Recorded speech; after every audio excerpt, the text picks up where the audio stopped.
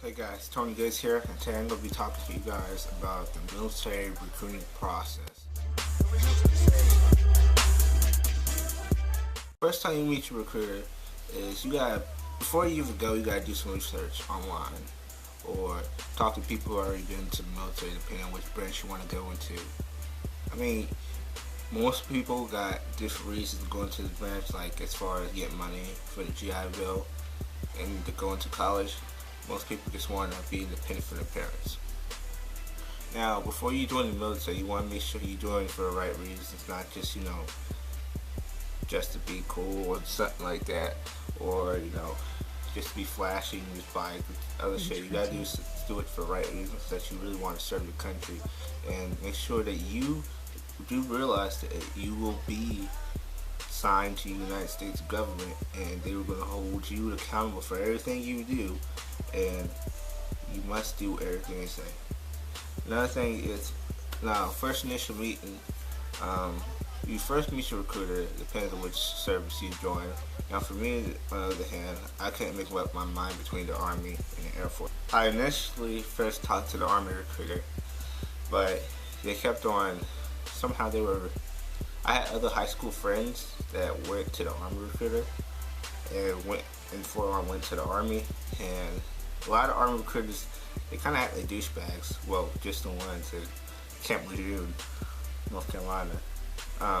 Those motherfuckers, like, when I went up in there, they like surrounded me, they were peer pressuring me, they would sit here.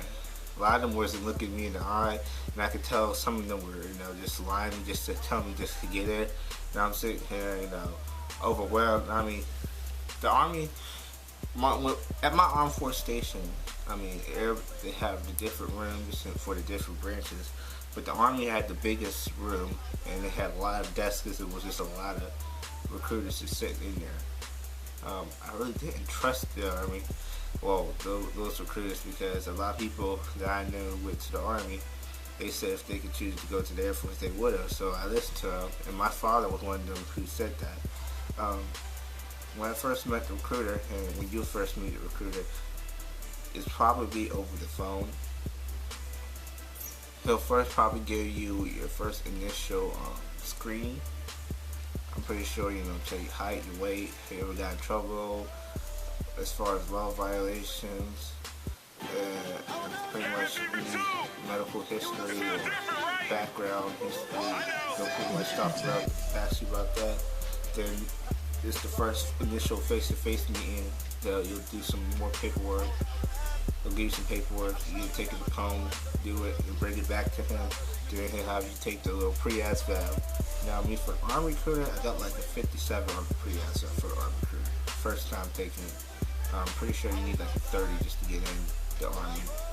On the first try, on the actual ASVAB, you need 30 to get in. Unlike the Air Force, you need 50 to get in, and you need 55 for most jobs for the Air Force. So when I took the pre-ASVAB for the Air Force, then I waited a while before I got back in contact with the Army recruiter, because this was like the end of my high school career. I was dealing with graduation, a lot of stuff was just going on, so I didn't have enough time. So I took that.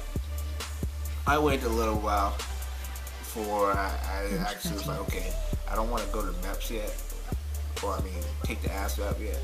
So I just waited. So pretty much I went to college, and during college I decided the Air Force, after doing some more research, the Air Force was the better branch for me. So I went initially talked to the Air Force recruiter after I talked to the Army recruiter. Then again, we did the initial screening. I did the first interview, face-to-face interview. We're coming into his office, and he gave me a packet of paper to sign. I'm pretty sure it was like birthday, all that other shit, high school diploma, college transcripts. Pretty sure, and he had me list people who I've known for like 7 or more years. Neighbors, spouses, all that other stuff. So that was that. And I brought the paper back to him, which is what you'll probably do most likely. Depends on it. This just goes for any branches. You're gonna be the initial interview. They'll give you the papers. Then you will take the pre-ASVAB. and you take the pre-ASVAB. I mean, it wasn't too good for the Air Force pre-ASVAB, because the Air Force pre-ASVAB was a little different. It had a little bit different format, because all the little pre-ASVABs for each armed force is kind of different.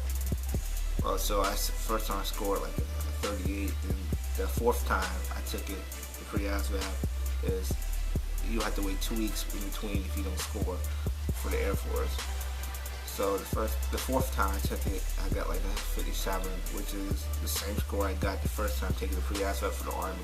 So then he scheduled the MEPS, date for MEPS. It took forever for the scheduling. I mean, the first getting in contact with your recruiter, I mean, it feels like, I mean, he's putting you on the back burner, but I promise you, especially the Army recruiters. I'm not the Army, but the Air Force recruiters. I mean, they got so many people knocking on the door for the Air Force, trying to get in. I mean, they're not hurting people unlike the Army is. So it took a little while to get my initial meet started with the Air Force as far as face-to-face. Then as far as taking the ASVAB, I mean, that took a while to get scheduled. Then going up the MEPS took it out to get scheduled. Some people do the ASVAB and MEPS the same process, the same day. So, mine's is totally separate because I lived on the base. So throughout the lesson process, especially if you're trying to join the Air Force, it's going to take a while to do pretty much get scheduled for anything. I mean, it's a lot of people, but then as soon as you get done with MEPS, you'll enter a program called the Delay Entry Program. I'm pretty sure the Navy, the Air Force, and I think the Army has a form of the Delay Entry Program. As far as Delay Entry Program and MEPS, I believe the Army, the Navy, pretty much give you a job at MEPS. I'm not too sure about Navy, but I'm pretty sure the Army gives you a job at MEPS.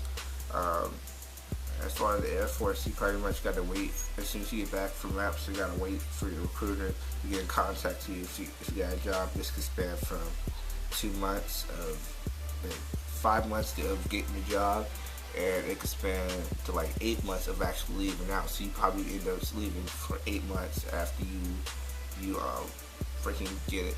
You leave from MEPS. So that's pretty much it. My only advice for people who are trying to debate which one to join.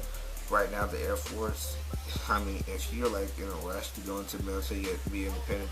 The Air Force is like, they don't really need a lot of people coming to the Air Force because they're cutting down, as far as a lot of the military is cutting down on people.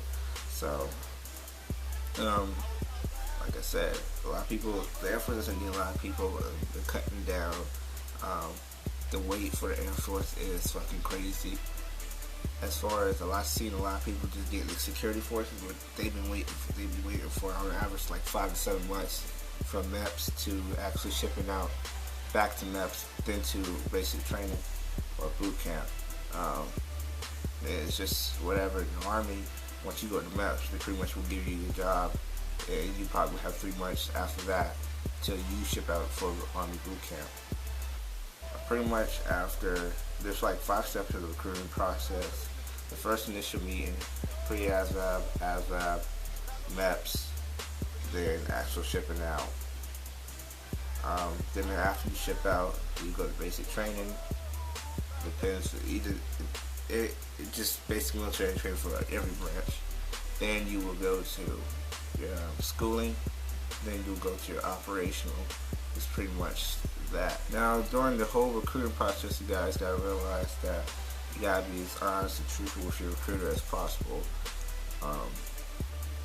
This process, I mean, some people it might be a very short process. Some people might be a very long process. Because I've seen people who try to go to the Air Force and they end up going, shipping out from the time they leave MEPS, they end up shipping out for 2 weeks. And I've seen people who've been waiting for like almost a year. So, I mean, it depends. And it also depends what jobs you put down like MEPS.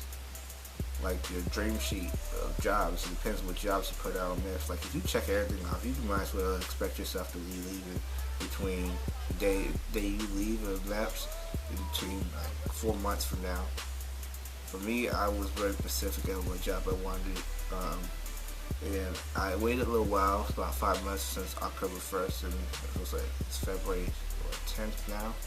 So I waited a while just to get my job. So just remember, before you go into your recruiting process, do your research. Make sure you join in for the right reasons. Every branch has its pros and cons. Um, It's pretty much make smart decisions, ask around, ask family members, ask friends who are already in the armed forces, and just make sure you do a decision that's going to help you out in the long run. Not just do a decision that just a quick decision, not just sleep over it, sleep on it like for a few nights, sleep on it, because going to the military is a big ass commitment. Trust me. So if you enjoyed this video, or find it somewhat interesting. I know this video is kind of boring compared to my other videos, but that's one of the videos I had to make before I leave off the basic training the 25th of February. But if you enjoyed this video, please give it a like, comment, and please subscribe to my channel. I will try to post up vlogs as soon as I can.